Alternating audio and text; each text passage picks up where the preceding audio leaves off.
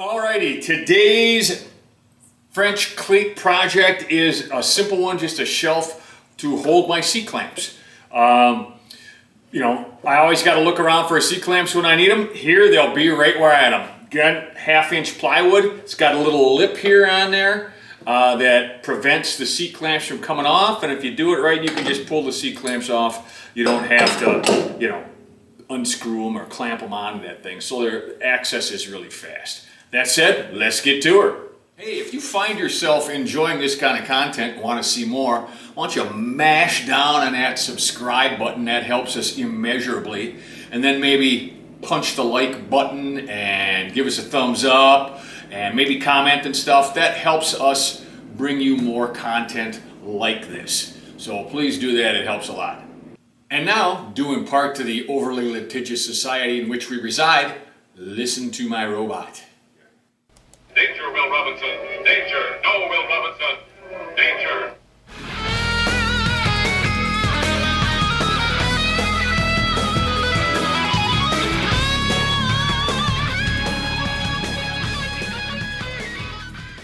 All right, here's how you would receive this file from us. It's a simple cut file. Let's get into it. So the first thing we're going to check is the material. And we're making this out of, for the most part, 1/2-inch plywood. So let's set that to 1/2 inch. All right.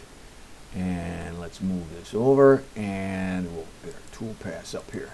Okay, so there's 5 pieces. This is the back, this is the bottom, and these are the 2 sides. And then this is that little strip that I showed you that basically retains, I glued it right on the front of this one down here, sorry, piece, so that it will stop the C-clamps from sliding off. Okay, so that's what this little piece is here. All right. Pretty easy. Remember, in my sample, this was a piece of dimensional lumber. So it was 1.5 inches thick. You can make it out of 1/2 inch thick, as we're doing here. I'm just telling you, my sample was a little different. I have dimensional lumber, chunks this big lying around all the time, and I like to use the dimensional lumber because it gives something for like these side pieces here. And even the back piece, it gives them something to bite into when you put the screws in, or if you're using pin nails or staples or glue or whatever, it gives them a little more meat to go into. All right, and it's cheap, and I always have it lying around. This particular one here, let's check its size, is a 2x6. You can see it's 5.5, and a 2x6 is 5.5 wide. Okay, so that's kind of what I'm explaining here. Also, as long as I'm showing you this, most people, in all honesty, will probably just cut these, using their table saw or radial arm or whatever they have, instead of using the CAD and using their router to cut them. You can certainly do that. I would use a router to cut them if I was batching out, a number of these on a great big sheet of plywood. You can move these around to wherever you want them, to whatever fits your particular piece of plywood that you have. You can move them, maybe you got a long skinny piece and you move these guys over here or whatever, okay? Or you put them together in such a way, maybe you're batching 4 or 5 of them out and you get them really close. Anyhow, you can move them around, all right? But if you're cutting them by hand, look, you can just highlight the piece, go over here, it says set selected object size. We're not gonna set it, we're just gonna see what it is now.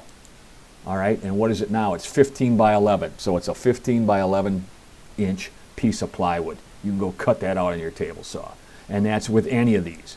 This one's a 0.75 by 14. This one, like we showed you, is 14 by 6 by 5.5. Okay, so if you want to do it that way, probably most people do it that way because probably most people are only making one of these at a time. But however you want to do it. Maybe you're learning, this would be a great learning project for cutting plywood on your CNC or whatever. Okay, but could not be simpler. Oh, one more thing I should mention. I told you this was a piece of dimensional lumber, the bottom of it is. So that's 1.5 inches thick, and these sides come down And this from here to here is 1.5 inches. So that piece of lumber is right here, right? And we can put some screws or nails or glue or whatever we want in there. If you're making the whole thing out of 1/2 inch, okay, you can use it just like this, that's fine, but down here your 1/2 inch plywood's maybe that thick and that sticks out a tiny bit. It makes absolutely no difference mechanically, okay? But some people are anal and they say, I want this to go right down to that 1/2 inch piece that's right about here. Well, I'll show you how to do that here. So we just highlight this and we hit N, which stands for nodes, and it shows the nodes, right? So we know that from here to here is 1.5 inches. So if we move this 1 inch down, what's left is 1/2 inch. So let's go do that. We'll just grab it and it'll tell you how far you're moving it. Look there. We're going to move it 1 inch, 1 inch down. You say, well, it was 1.0007. That's well within the tolerance of the machine. Okay, so that's it. That's all you do. Look, it automatically adjusted this angle. It did everything for you. Okay, now I don't want to do that right now, so I'm going to hit Control Z, which says undo what you just did. So, undo what you just did, turn the nodes off. Anyhow, so if you're making it out of 1/2 inch, you can do that. All right, so now let's get to cutting this stuff out. I put all my caveats in there already.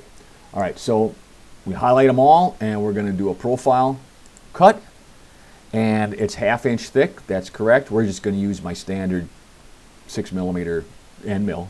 We're going to go on the outside because we want these to be two size here. Right? Okay.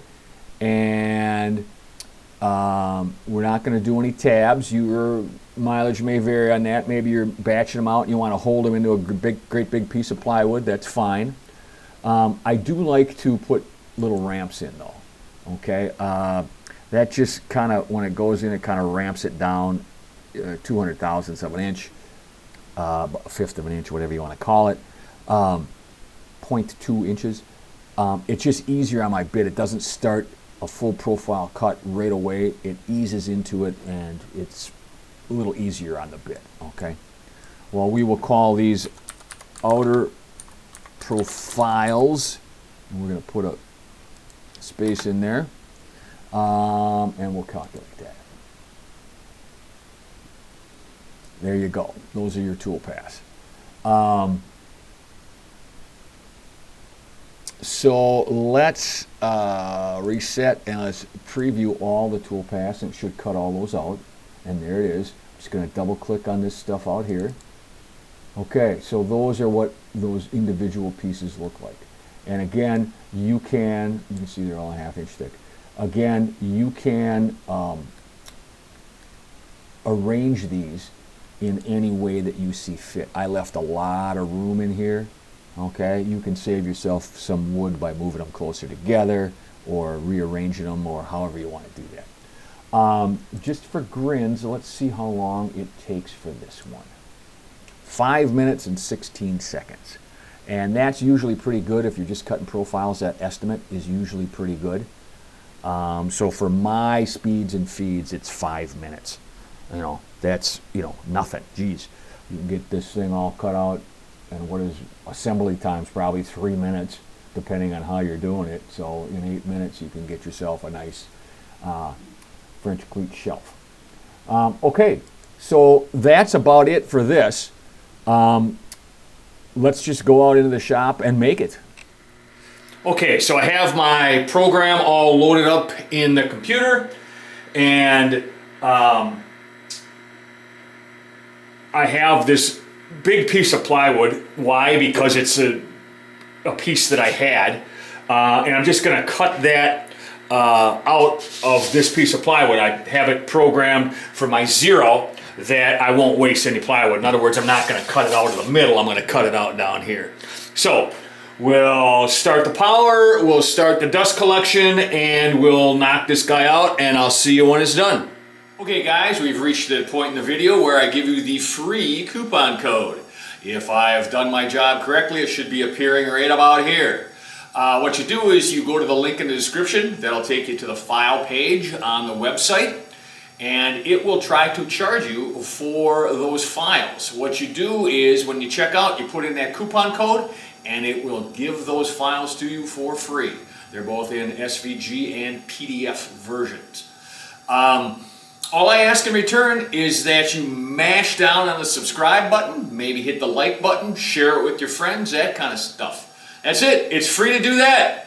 What a deal. All right, now back to the video. Right, so this one's just one that I'm going to do. Here's the cleat that I'm showing you. It's got that 45 on the end, as you can see there, and it's cut, you know, to the proper length. But I got to show you the proper length of this thing that it's cut to.